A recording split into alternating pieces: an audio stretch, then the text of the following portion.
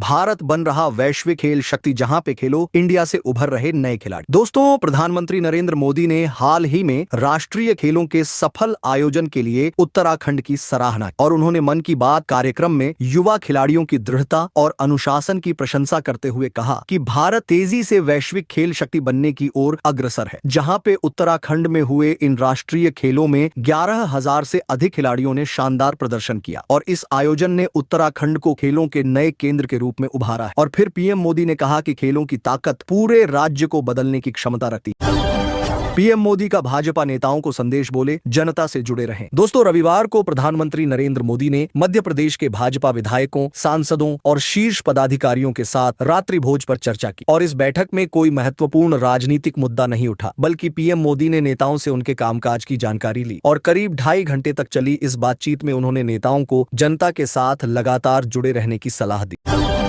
पाकिस्तान की हार पर मलिक हफीज हंसे और शोएब अख्तर ने भी ली चुस्की। दोस्तों, चैंपियंस ट्रॉफी में भारत ने पाकिस्तान को 6 विकेट से हराकर शानदार जीत दर्ज की, जहां पे इस हार के बाद पाकिस्तान में निराशा का माहौल था, लेकिन वही पूर्व क्रिकेटर शोएब मलिक और मोहम्मद हफीज हार पर हंसते नजर आए। और वहीं शोएब अख्तर ने अपनी टीम की आलोचना करते हुए कहा कि इस हार से वह बिल्कुल भी निराश नहीं है।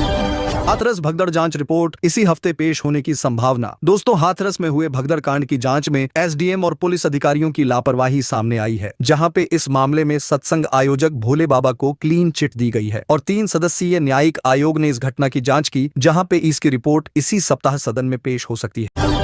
भारत ने बांग्लादेश से पूछा कैसा रिश्ता रखना है। दोस्तों, विदेश मंत्री एस जयशंकर ने बांग्लादेश से सीधा सवाल किया है कि वह भारत के साथ किस तरह का रिश्ता चाहता है, जहां पे यह बयान ऐसे समय आया है जब जयशंकर ने मस्कट में बांग्लादेशी समकक्ष से मुलाकात की थी, जहां पे भारत सरकार अब पड़ोसी मुल्कों के प्रति सख्त रुख अपनाती नजर आ रही है।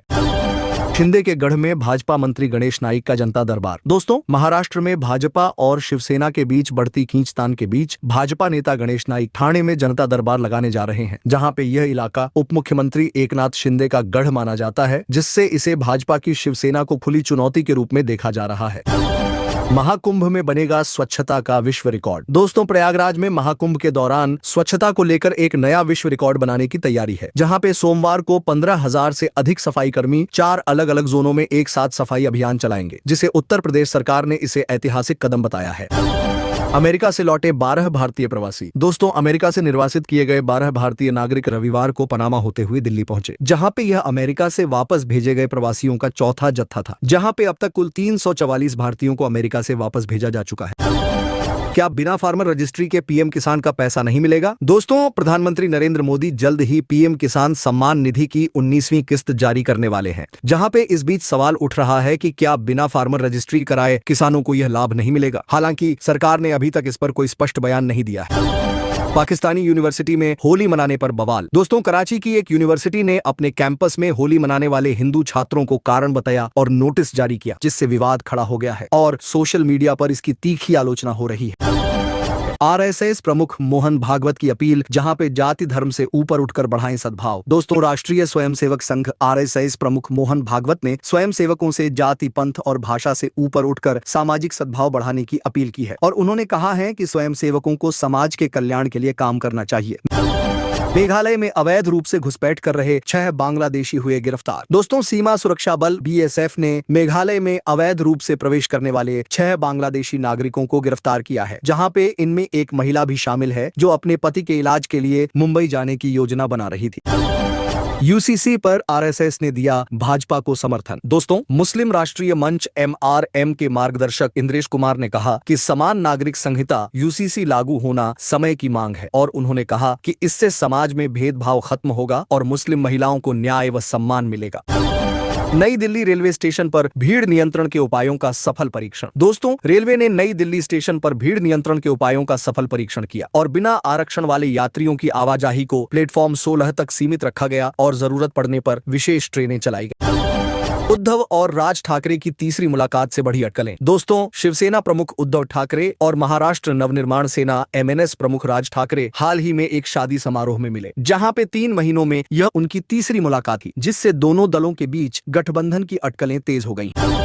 पीएम मोदी आज किसानों के खातों में डालेंगे 22,700 करोड़ रुपए। दोस्तों, प्रधानमंत्री नरेंद्र मोदी आज बिहार के भागलपुर से देश भर के 9.8 करोड़ किसानों के खातों में पीएम किसान सम्मान निधि की 22,87,000 करोड़ रुपए की राशि ट्रांसफर करेंगे, जहां पे केंद्रीय मंत्री शिवराज सिंह चौहान ने इस बारे में जानकारी दी।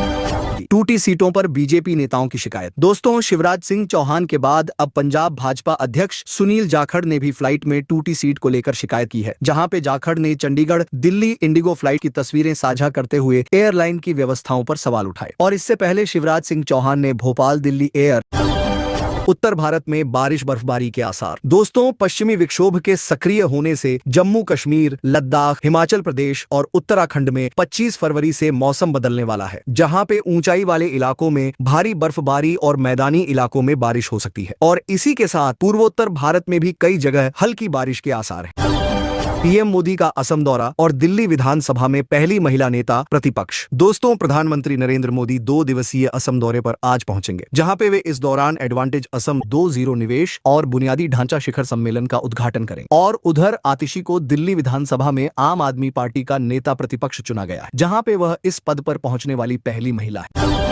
न्यूयॉर्क से दिल्ली जा रही फ्लाइट का रूट डाइवर्ट। दोस्तों, न्यूयॉर्क से नई दिल्ली आ रही अमेरिकन एयरलाइंस की फ्लाइट को सुरक्षा कारणों से रूट डाइवर्ट किया गया, जहां पे रिपोर्ट्स के मुताबिक यह फैसला बम की धमकी के चलते लिया गया था और इसके बाद विमान को फिर से उड़ान भरने की अनुमति दी गई। केरल में ट्रेन पलटाने की साजिश नाकाम। दोस्तों, केरल के कोल्लम में रेलवे ट्रैक पर टेलीफोन पोल रखकर ट्रेन हादसा कराने की साजिश को नाकाम कर दिया गया, जहां पे पुलिस ने 2 आरोपियों को गिरफ्तार किया है, जिन्होंने जानबूझकर पटरियों पर बाधा रखी थी।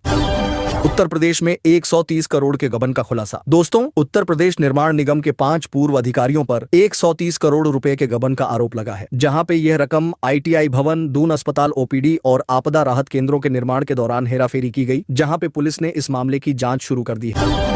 सूरजकुंड मेला हरियाणा की पहचान बना रहे हैं खट्टर। दोस्तों, केंद्रीय मंत्री मनोहर लाल खट्टर ने कहा कि फरीदाबाद में हर साल आयोजित होने वाला सूरजकुंड अंतर्राष्ट्रीय शिल्प मेला हरियाणा की सांस्कृतिक पहचान का प्रतीक बन गया है, जहां पे यह मेला 7 फरवरी से शुरू हुआ था और रविवार को संपन्न हुआ।